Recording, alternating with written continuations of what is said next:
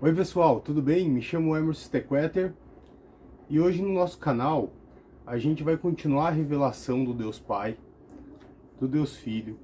A gente vai continuar te revelando o que está oculto, o que os religiosos não querem que você saiba, para você ser desbloqueado, para a vida de Cristo brotar na sua vida, para você virar a chave aí dentro e ter uma vida melhor, e ter uma vida mais saudável, e ter uma vida mais em paz. É muito importante que você acompanhe com uma Bíblia na mão. Pode ser qualquer Bíblia, pode ser Bíblia da Igreja Católica, pode ser Bíblia da Igreja Evangélica, da Igreja Protestante, pode ser qualquer Bíblia, não tem problema. Mas é importante que você acompanhe na sua Bíblia e não vá perguntar para os outros. É importante que você leia, para que você faça o entendimento por si próprio. Você não precisa que alguém te explique a Bíblia. Você ler a Bíblia, você tirar suas conclusões, você vê o que está escrito, não um pedacinho. Leia a Bíblia, entenda o que está escrito aqui, veja quem são os homens que estão falando aqui, do que se trata isso aqui. Veja por você próprio, tire as suas conclusões. Hoje a gente vai começar a leitura em Gênesis, capítulo 1, versículo 26 e 27.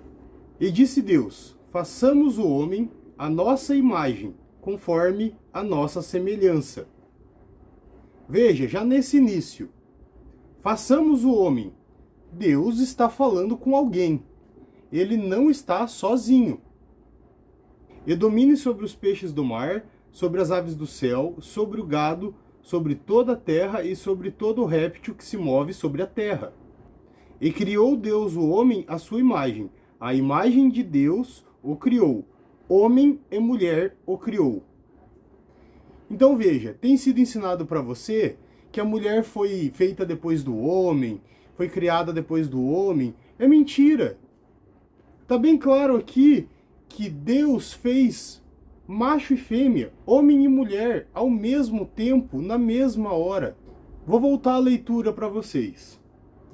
E criou Deus o homem, à sua imagem. A imagem de Deus o criou. Veja, a imagem de Deus o criou. Homem e mulher o criou. Então você vai ver esse pessoal que prega Velho Testamento, Antiga Aliança, pregando que Deus é homem, é ele, sempre no masculino. É só pai, é só ele. E aqui a gente vê que há uma grande mentira aí. Há uma grande controvérsia aí. Por quê? E criou Deus o homem, a sua imagem. A imagem de Deus o criou. Homem e mulher os criou. Nós, seres humanos, nós de Deus, vestindo a carne, que somos eu e você, nós fomos criados segundo a imagem e semelhança de Deus, homens e mulheres. Isso quer dizer que, primeiro de tudo, Deus não é só masculino, Deus também é feminino. E é disso que a gente vai falar hoje. A face feminina de Deus. Também conseguimos aqui, já de primeira, pegar que Deus não estava sozinho, ele estava conversando com alguém. Porque ele fala aqui, façamos o homem à nossa imagem. Se eu estou sozinho num lugar, eu falo, vou fazer, não façamos. Ele não estava sozinho, ele estava conversando com alguém. Eu e você que me escuta, a gente é um espelho do Pai. A gente é um espelho de Deus.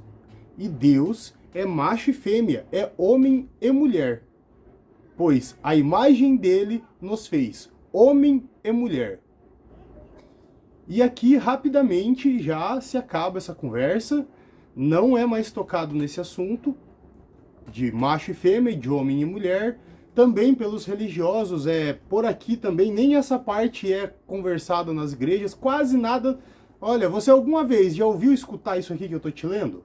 Alguma vez alguém já te contou que Deus não estava sozinho?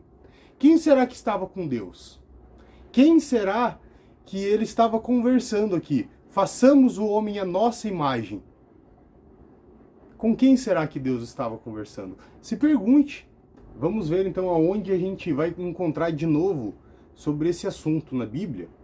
E a gente pode ir para Salmo 45, capítulo 7. Tu amas a justiça e aborreces a impiedade. Por isso Deus, o teu Deus, te ungiu com óleo de alegria mais do que a teus companheiros. Por que ele fala isso? Porque Jesus é um irmão, é nosso irmão. Jesus também era anjo, que nem eu e você. Mas o Pai elevou ele acima de toda a criação, acima de todos os anjos. Mas todo o Salmo 45, toda a primeira parte aqui do Salmo 45, fala de um cavaleiro e se elevou sobre eles. Mas isso fica para outro dia, para a próxima aula. A primeira parte do Salmo 45 é uma profecia desse rei. Veja, versículo 4. Neste teu esplendor, cavalga prosperamente, por causa da verdade, da mansidão e da justiça. E neste teu esplendor, cavalga prosperamente, por causa da verdade, da mansidão e da justiça. E a tua destra te ensinará coisas terríveis. Versículo 5. E as tuas flechas são agudas, elas estão no coração dos inimigos do rei, e por elas os povos caíram debaixo de ti. Ele atira essas flechas agudas, mas não para matar, mas sim para transformar. É isso que o que Paulo fala lá em Romanos capítulo 5, que nós éramos inimigos de Deus, que o nosso entendimento era inimigo de Deus, e ele nos volta para ele. É por isso que no livro do Apocalipse, quando o livro selado é aberto e sai o cavaleiro no seu cavalo branco, ele recebe um arco e flechas, referente ao Salmo 45. A primeira parte do Salmo 45 fala do rei. E o Salmo 45 é uma profecia, que aí não haverá discussões entre teologia e todos que estudam a Bíblia. O Salmo 45 é uma profecia, e a primeira parte fala do rei, e a segunda parte fala da rainha. Veja no versículo 9. As filhas dos reis estavam entre as tuas ilustres mulheres. À tua direita estava a rainha ornada de finíssimo ouro de Ofir. Versículo 16. Em lugar de teus pais estarão os teus filhos, deles farão príncipes sobre toda a terra. Estão falando aqui de mim e de vocês. Nós somos filhos dele e dela. E ela nos fará príncipes sobre toda a terra. Versículo 17 é nós, eu e vocês falando, ou seja, o salmista falando com eles, com o rei e rainha. Farei lembrar do teu nome de geração em geração, pelo que os povos te louvarão eternamente. O versículo 1 fala: o meu coração ferve com palavras boas. Falo do que tenho feito de tocante ao rei.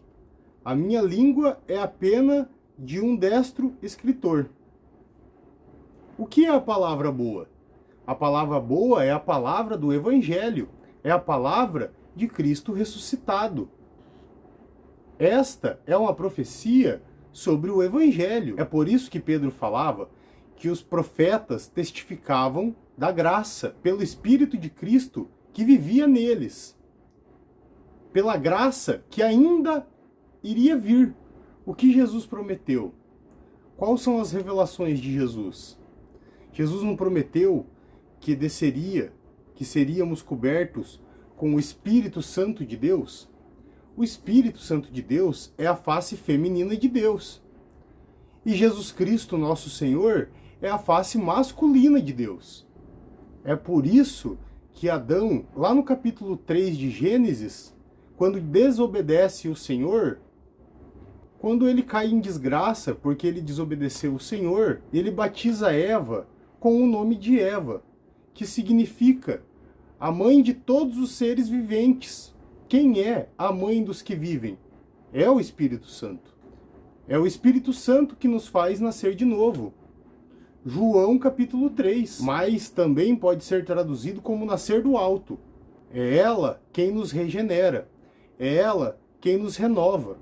É ela que nos enche de dons.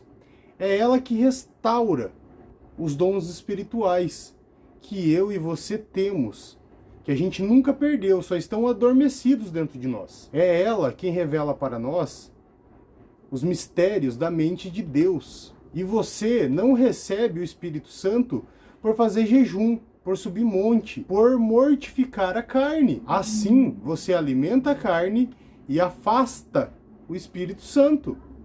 Você não percebe, mas extingue o seu espírito. E aí se distancia do Espírito Santo. O Espírito Santo foi dado de uma vez por todas por Jesus Cristo, gratuitamente. Agora você está em Salmos, agora a gente vai avançar para Provérbios. Agora você vai entender por que a sabedoria, Provérbios capítulo 8. Eu não vou ler inteiro Provérbios capítulo 8, porque é bem grande e ele fala o tempo todo da sabedoria. Mas só para que vocês entendam, a sabedoria é uma pessoa da divindade. Eu vou ler a partir do versículo 22. O Senhor me possuiu no princípio dos seus caminhos, desde então e antes de suas obras. Antes de suas obras é Cristo. O Senhor me possuiu no princípio dos seus caminhos, antes de fazer o Cristo, antes de fazer o Filho primogênito. O Senhor já possuiu a sabedoria, já possuiu Sofia. E o livro do Apocalipse diz que Cristo é o princípio da criação de Deus. Versículo 23. Desde a eternidade fui ungida. Veja, aqui está no feminino. Ungida. Desde o princípio, antes do começo da terra.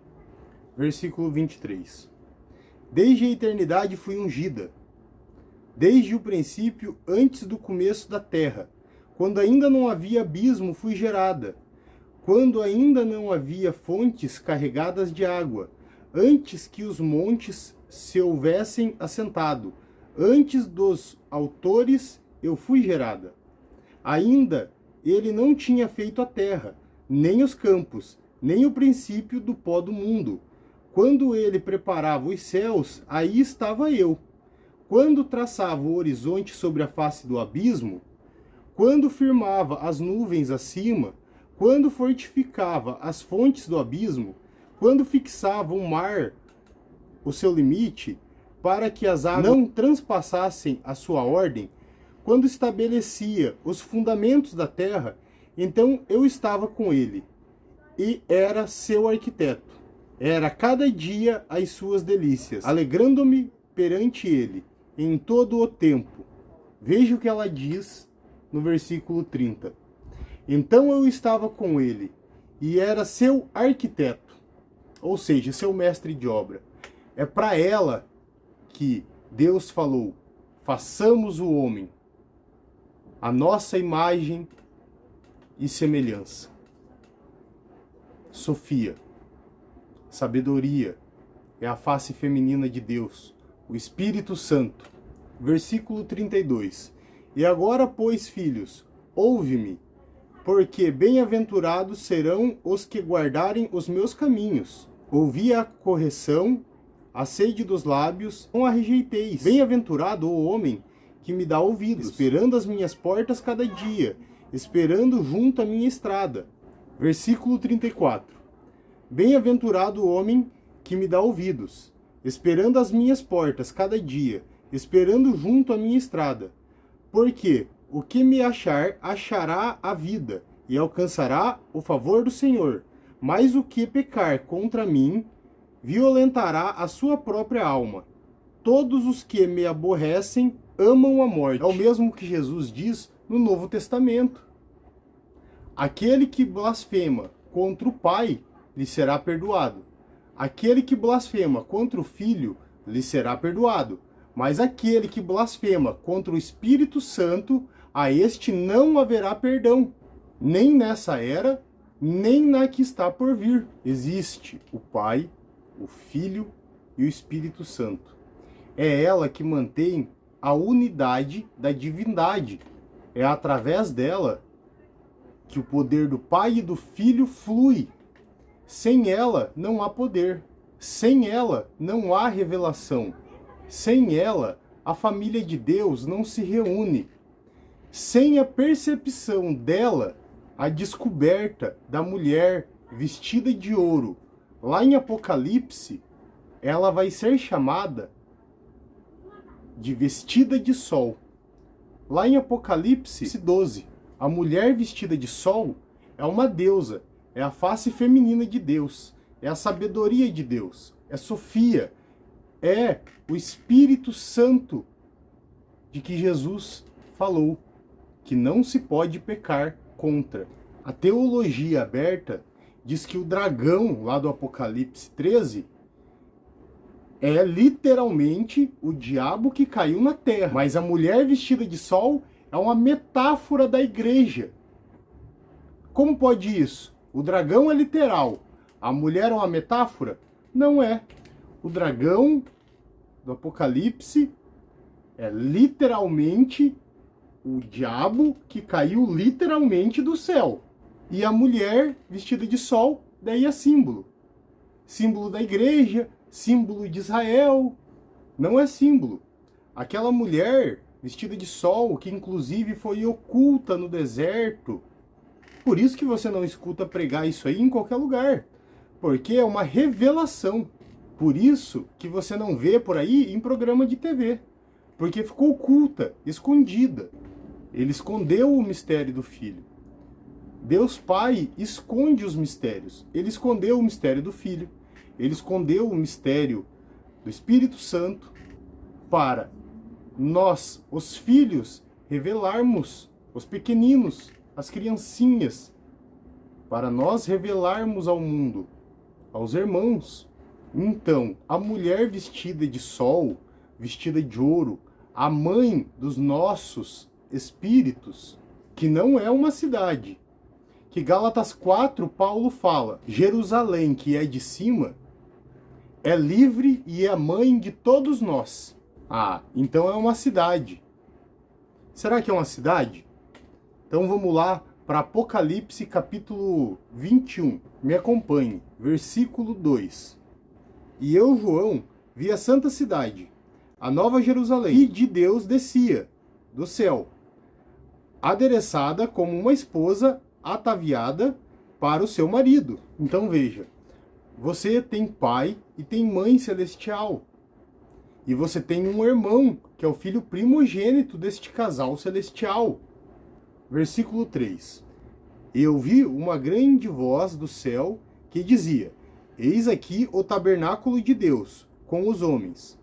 Pois com eles habitará, e a eles serão o seu povo, e o mesmo Deus estará com eles, e será o seu Deus. O tabernáculo é um símbolo do deserto, onde Deus se encontrava com o seu povo no deserto. O tabernáculo era um símbolo, era a sombra dela. Ela é o tabernáculo de Deus.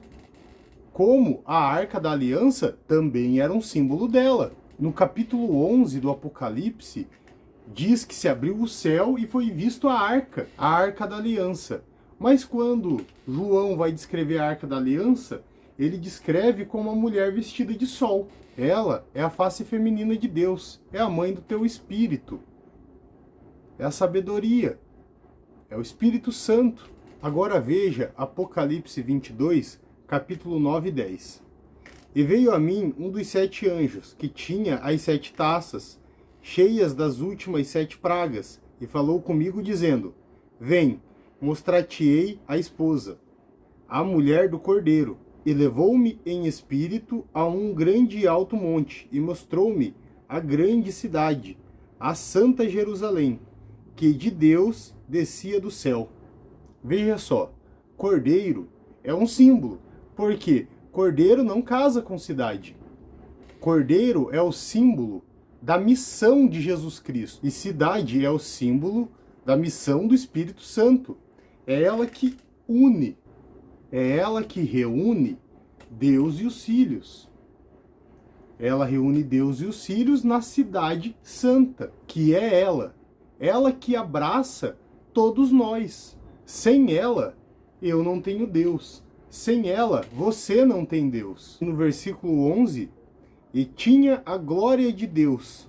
Por isso, quando Adão pecou, nós fomos destituídos da glória de Deus. Você lembra que a gente leu em Provérbios 8?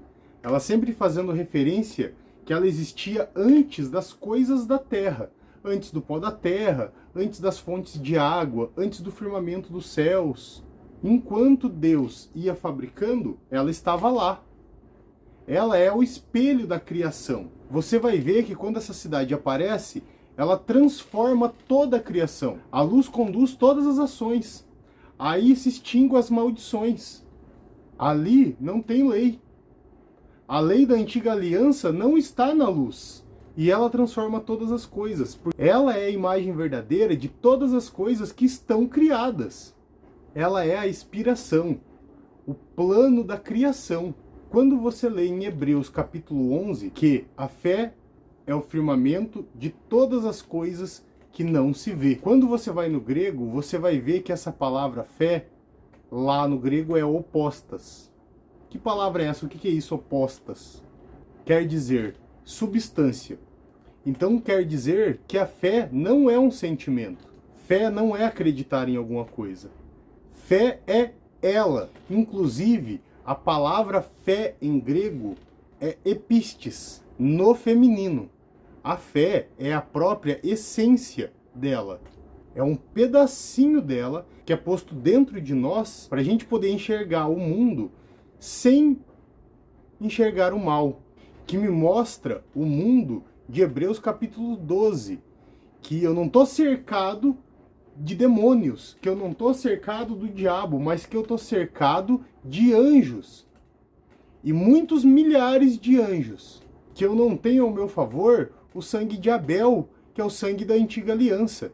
Que eu tenho ao meu favor o sangue de Cristo, que é o sangue da nova aliança. É aonde nós estamos junto com Deus como juízes, do lado dos santos aperfeiçoados. Esses justos aperfeiçoados não é que se aperfeiçoaram, é que foram aperfeiçoados. Aí é Gideão, Abraão, Jefté, José, Baraque, Esther. E aí a gente entra neste mundo perfeito, que já existe, mas a gente não enxerga, porque a nossa mente está inundada por trevas, pela palavra do pecado, pela palavra da lei, pela palavra da morte. Ela é a imagem perfeita da criação. Tudo foi criado nela. Ter fé não é acreditar em nada. Ter fé é receber o espírito de fé. Receber o espírito dela e ver o mundo com os olhos de Deus. Por isso que diz que o que o homem não viu, não ouviu e não conseguiu imaginar é o que Deus tem preparado. Tudo de bom que tem no mundo, de prazeroso, de encantador, de deslumbrante, é mera sombra da realidade de Deus. E só é nos concedida através da face feminina de Deus, da sabedoria de Deus, do Espírito Santo de Deus, que foi derrubada abundantemente. Não foi mirradinho um pouquinho, não. Foi abundantemente derramada sobre os filhos, sobre eu e você.